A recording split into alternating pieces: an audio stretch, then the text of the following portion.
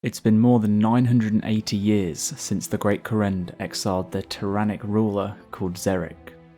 Zerich is the creator of the Chambers of Xeric and has made many experiments that are still being fought against till this day. Many thought that he died after his exile, but Zerich is still alive. This is his story.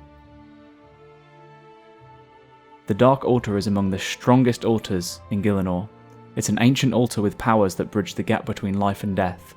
The Dark Altar also created the Blood and Soul Altar, which are both extremely powerful. King Shayzien VII couldn't resist its power and was corrupted by it. He seized the Dark Altar and used its powers to take over Kourend and establish a monarchy in the year 1099 of the Fourth Age. Using the Dark Altar's powers, he performed experiments in the Tower of Magic on citizens he summoned. He wanted to expand the territory of Kourend and ordered a great expedition to explore the lands to the west. A team of highly trained and carefully selected people were to venture to the large mountain in the western lands. According to King Shayzien, the team died there and there were no more expeditions. He called the mountain Mount Quadamortum, which translates to Mountain of Certain Death. He actually lied because he built a temple inside of the mountain with an altar that amplified the Dark Altar's powers. He used its dark magic to combine humans with lizards to create corrupt lizard men. He later perfected the process and began to mass produce lizard men. A few years later, a group of elder warriors wanted to end King Shayzien's rule and managed to plunge a knife into him. He died there. But the Dark Altar didn't leave him. It was said that his spirit was raised from his mortal body into a corporeal one by the Dark Altar itself, but King Shayzien VII was no more, and the spirit that arose had taken a new name, Zerich. In the year 1149 of the Fourth Age, Zerich used his newfound power and swiftly killed all of the other house leaders. The lizard men that were mass-produced at Mount Quadamortum were used to enforce his rule. They served Zerich as guards and enforcers of his empire. They would also sweep cities and farms, kidnapping people for his experiments in the Tower of Magic. 30 years later, Zamfor, Zerich's closest comrade, achieved a breakthrough in the study of teleportation. This gave him greater knowledge of teleportation skills than any other wizards in Xeyr, aiding in the creation of his talisman, allowing him to instantly travel around Great Kourend. Then, in the year 1209 of the Fourth Age, Zerich was at the height of his reign, and a resistance group called Humans Against Xeric attempted to storm the Tower of Magic and defeat Zerich. They failed and lost 200 members. Zerich's reign didn't last forever. After a kid was killed by the Lizardman Guard, a farmer called Bern began a revolution in the 1249th year of the Fourth Age. Only 7 days later, the lizardmen that controlled Kourend were pushed back into the Kebos region, the catacombs under Kourend, and into a canyon between the houses Shayzien and Lovakenge. Bern decided to take to the Dark Altar and destroyed the temple that was built around it. This severely weakened Zerich. Without his power, he left Kourend and went to Mount Quadamortum with his remaining allies, including one of the Arceuus elders of that time, which he appointed to High Priest. Mount Quadamortum was full of caverns, which were empty for the most part. Zerich told his human architect called Tecton to research the crystals within the caves. Zerich wanted to be able to use their magic to keep his immortality and search for new ways to gain power. He used one of his followers called Tecton to find a way to increase his magical capabilities. Tecton was a very capable architect, but he also had deep knowledge of the Dark Altar and crystal magic. His mind was corrupted by the Dark Altar and it gave him memory loss. Tecton recalled having a spouse back in Kourend, but didn't know her name or how she looked like, for example. Tecton was extremely devoted to Zerich and built huge chambers for him within the mountain. He tried to teach Zerich to use the magic power in the crystals he found in the mountain, but Zerich couldn't use it. For his services, Zerich offered Tecton a new body, one that was far stronger than his mortal form. Tecton accepted Zerich's proposal and transformed into a giant suit of armour. He also got a giant anvil from Zerich, which he could use to presumably smith weapons from the power crystals. Zerich told Tecton to wait for him in his chamber. Tecton still waits for his master, till this day. Back when Zerich still ruled Great Kourend, he was helped by a powerful mage, an Arceuus elder called Nisterio. Nisterio claimed that he played a big part in Zerich's rise to power and told us of his natural talent for magic. Nysterio was appointed High Priest of Zerich because of his power and dedication to Zerich, and became obsessed with the title and honour that came with it, thinking little of the humans in Kourend and viewing himself superior to them. He studied the crystal under Mount Quidamortum and found that these crystals were the same crystals that surrounded the Dark Altar, and there were thousands of them. While he was researching the crystals, a tremor hit the cavern and the roof began to give. The rocks from the roof fell on Nysterio and he was trapped, unable to move his body. His body, which was of incorporeal form, much like the Arceuus house members we see today, bound the crystals and rocks to his spirit. Nysterio noticed that he could move them and felt as if they were part of his body. With these crystals, he wielded unspeakable power. According to him, he could control the mountain itself. He became overconfident and planned to tell Zerich that he was no longer his master, and that in fact, Nysterio was now master over Zerich. Even with all the power Nysterio wielded, Zerich beat him and made him a guard in his chambers, only to be released when the rocks and crystals would fade into dust. Someone that didn't work with Zerich before was sent a letter to come to the mountain and use his talents as a hound keeper. The man went to the mountain and took care of some hounds in the Chambers of Xeric. Then, a while later, Zerich did some experiments on the hound and turned his favourite hound into a twisted, scaly abomination. Zerich called this abomination a Mutterdile. We can read in the Houndkeeper's diary that his master hadn't been in the chambers for months, and that later the mountain shook. We only know that the Houndkeeper went to the Mutterdile to check on them, and there his diary ended. Zerich also felt the mountain shake and went to investigate with his new High Priest. When he arrived in the room, he could see a slight crack in space or time, with a red and dark world on the other side.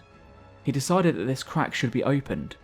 Zerich and the High Priest both worked tirelessly and finally managed to open the crack, resulting in a portal. This portal let into the world we know as the Abyss. He watched giant creatures fly by and was astonished by the power he could wield if he could subdue them. Then, suddenly a giant creature squeezed its way through the portal. It looked like a demon mixed with a wasp. Zerich and his High Priest tried to drive it back, but it was too strong, and they retreated. They left some servants behind to serve as a distraction. This setback didn't stop Zerich though, and he was still thinking of making new portals to search for different worlds. Back when Lord Zerich was still in power, the most prominent commanders in his army were known as the Vanguard. The Vanguard consisted out of 3 elite officers who rose quickly through the ranks. Each member of the Vanguard was talented in different kinds of combat. After many successful battles, the Vanguard were given the command of Zerich's army. The Vanguard were regarded as the best warriors in the kingdom, but when Byrne and his revolutionaries attacked the city of Kourend and slaughtered most of their troops, the legendary Vanguard fled the city. Lord Zerich vowed that their fate would be worse than if they had stayed, to die serving him. The Vanguard went to Zerich after he set up his camp at Mount Quidamortum, and Zerich took them back. He asked them to come to a fiery cave, where glowing lava reflected off the facets of hundreds of orange crystals, in order to give them power of the crystals. Blinded by their lust of power, they lowered their defences. Suddenly their hands twisted, and their legs buckled, their skin began to glow, and their blood was boiling. Then their bodies filled up with lava, and their bodies collapsed to the ground. This was not enough for Zerich, and he used his power to melt and reform the Vanguard into new shapes. These new shapes had no intelligence, and their souls were destroyed. Then Lord Zerich spoke. "In life you stood united, and you betrayed me. Now I grant you an unlife, standing united as before, but bound to the crystals of my caverns so you cannot fail me again. Guard my chambers, protect my secrets, until the end of time." Zerich's power had grown considerable since his exile, but most of his followers that went with him after his exile had died. With the small numbers he still had, he went to the last cave in the cave system under Mount Quidamortum. Here he encountered the Guardian of the Deep, also known as the Olm. Even this beast wasn't strong enough to defeat Zerich. Zerich defeated the beast but couldn't fully kill it. Zerich left the weapons that were developed in the caves in this cavern, as it was a place of safety. Zerich finally wielded the power of the cave's crystals and created a secure seal around the room, so anyone that entered the room couldn't get out. In the dark journal that's dropped by the Alm itself, we can read the following. I am truly awestruck by the power that our Lord now wields. If we were to return to Kourend, as he originally planned, I have no doubt that we would regain our former dominion over the city with very little effort. However, while our Lord remains as secretive as ever, in fact, he has become more so after the treachery of our former followers, I sense he has a new plan in mind. Perhaps the throne of Kourend has become too small a trophy to satisfy the ambitions of Lord Zerich. It's quite scary to read about the power that Zerich now possesses. We do not know when this journal was written. It could have been written more than 500 years ago. The lizardman called Cat Balam told us that it's been many generations since Zerich was last seen. This is the end of the lore part of the video. I hope you've gained more knowledge about who Zerich was and who the creatures in the chambers are. We will now go into the speculation and predictions part of the video. Anything said here isn't certain to happen, but all the predictions are made from the books and lore in game. It's been almost 980 years since Zerich was exiled from Great Kourend.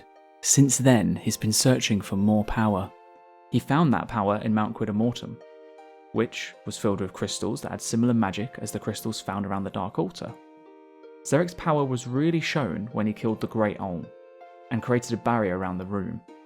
The weapons in that room, like the twisted bow made by his followers, presumably enchanted with his strong magic. Zerich was a master of teleportation. Just taking a look at his talisman gives us a glimpse of his power. He can teleport to many different spots within Zeah.